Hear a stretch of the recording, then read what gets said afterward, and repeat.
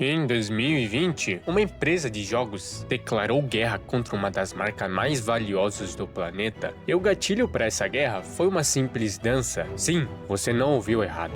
Uma dança dentro de um jogo ajudou a começar uma batalha judicial que 6 anos depois ainda não terminou e que pode mudar para sempre como você compra qualquer coisa dentro do seu celular. Nesse vídeo eu vou te mostrar como um jogo gratuito conseguiu processar a Apple e a Google Play ao mesmo tempo. Vou te explicar o que realmente estava em um jogo por trás dessa briga, os detalhes mais bizarros que vieram à tona no julgamento e o motivo pelo qual, mesmo com decisões jurídicas favoráveis, essa guerra continua rolando até agora, em 2026. No final, vou te mostrar um momento mais tenso dessa história, quando um juiz acusou a Apple de mentir na cara dura para a justiça americana. O golpe silencioso dentro do próprio Fortnite. No dia 13 de agosto de 2020, a Epic Games fez uma atualização no Fortnite, que na aparência parecia normal, mas escondida ali dentro tinha uma opção nova: pagar direto para a Epic com desconto, sem passar pelo sistema de pagamento da Apple ou Google. Isso pode parecer um detalhe pequeno, mas essa mudança quebrava uma regra rígida das duas maiores lojas de aplicativo do mundo. Toda compra dentro de um app precisa passar pelo sistema de pagamento da própria loja, que cobra uma taxa de 30% sobre a cada transação, e a Epic sabia exatamente o que estava fazendo. Não foi um erro, foi provocação calculada, um plano interno que a própria empresa chamou de Projeto Liberty. E a resposta da Apple e da Google veio rápido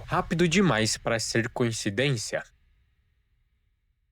A queda do Fortnite e o começo da guerra jurídica. Horas depois da atualização, tanto a Apple quanto a Google removeram o Fortnite da sua loja. A Epic já esperava isso, tanto que no mesmo dia lançou um vídeo zoando o clássico comercial em 1984 da própria Apple, que te lembra a Apple como grande vilã controladora e a Epic como quem vem libertar os desenvolvedores. Our enemies shall talk themselves to death, and we will bury them with their own confusion. We shall prevail. We have taken our tribute, our profits, our control. This power is ours and ours alone. We shall prevail.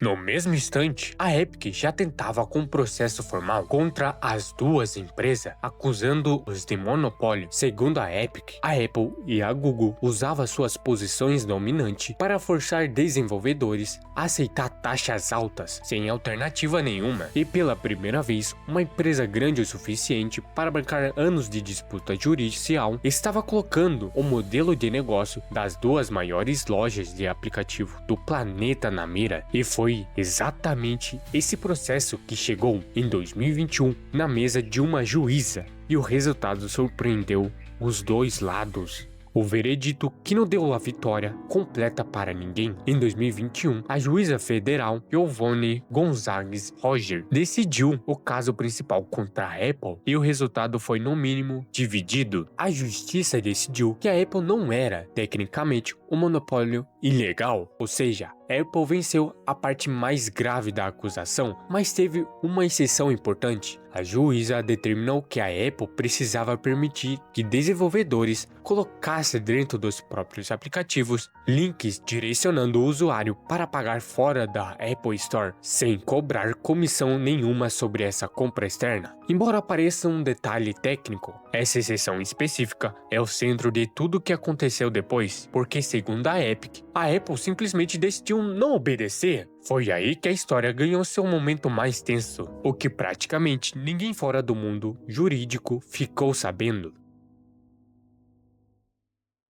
Quando a juíza acusou a Apple de mentir, anos depois da decisão de 2021, em 2025, a mesma juíza, Yvonne Gonzalez Roger, analisou como a Apple estava de fato cumprindo a ordem. E a acusação dela foi dura. A juíza declarou que a Apple estava em violação de liberdade da ordem judicial de 2021. Ou seja, a empresa não só descumpriu a decisão, como fez isso de propósito, criando novas barreiras anticompetitivas no processo. A juíza foi ainda mais longe, encaminhou o caso para o procurador federal da Califórnia para avaliar se a Apple deveria responder por desacato criminal, um tipo de acusação muito mais grave do que uma simples multa. Como resultado direto dessa decisão, o Fortnite pode finalmente voltar à App Store nos Estados Unidos em maio de 2025, depois de quase 5 anos fora. Não é todo dia que uma das empresas mais valiosas do mundo é publicamente acusada por um juiz federal de desobedecer à justiça de propósito. Mas mesmo depois disso, a guerra não tinha acabado, ela só estava mudando de fase. A batalha final, que ainda está em curso, depois da decisão de 2025, a Apple recorreu, levou o caso para a Suprema Corte dos Estados Unidos, tentando reverter as exigências sobre as taxas da Apple Store. Enquanto isso, um tribunal de apelações decidiu, em 2026, que a Apple precisa continuar permitindo que desenvolvedores usem links de pagamento externos sem cobrar comissão, mesmo enquanto o recurso corre. Com essa vitória, em maio de 2026, a Epic anunciou o retorno do Fortnite às lojas de aplicativo em praticamente todo o mundo, chamando esse momento de batalha final contra a Apple, com exceção da Austrália, onde a própria Epic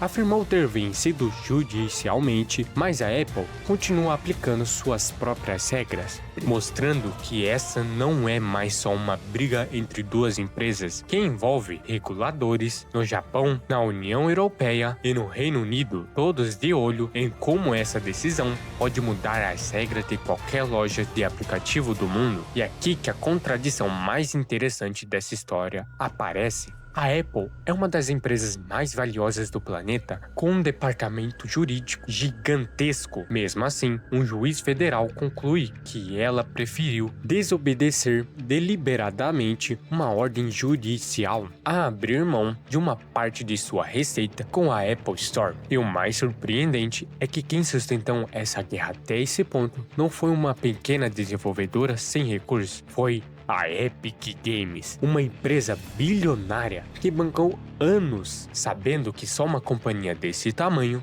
teria fôlego financeiro para chegar tão longe contra a Apple. Ou seja, o caso que motiva boa parte dessa mudança nas regras da loja do seu celular não veio de pressão popular nem de pequenos criadores de apps revoltados, veio de uma queda de braço bilionário motivada do próprio princípio quanto por interesse financeiro dos dois lados. Enquanto isso, quem sente esse efeito no dia a dia é você. Cada vez que abre um aplicativo e vê um link para pagar no site, em vez da compra direta dentro do app, está vendo na prática o resultado direto dessa briga. No final das contas, o que começou com uma das danças dentro de um jogo se transformou em uma das maiores disputas da história da tecnologia. E mesmo depois de 6 anos, essa guerra ainda não tinha um fim definitivo. Ela só continua se movendo de tribunal em tribunal, de país em país. Talvez a pergunta certa não seja quem vai vencer essa guerra. Talvez seja quando ela finalmente acabará. Como vai ser comprar qualquer coisa dentro do celular? Deixa aí nos comentários se você acha que a Apple realmente vai mudar ou vai continuar arranjando um jeito de contornar as decisões. E você já reparou em algum link de pagamento externo aparecendo nos seus apps? Se esse vídeo te ajudou a entender essa guerra de um jeito mais simples, deixa o like, te inscreve para ganhar uma capivara e ativa o sininho das notificações para você ficar alerta nos próximos vídeos que vai vir. E é isso, muito obrigado, tenha um ótimo dia.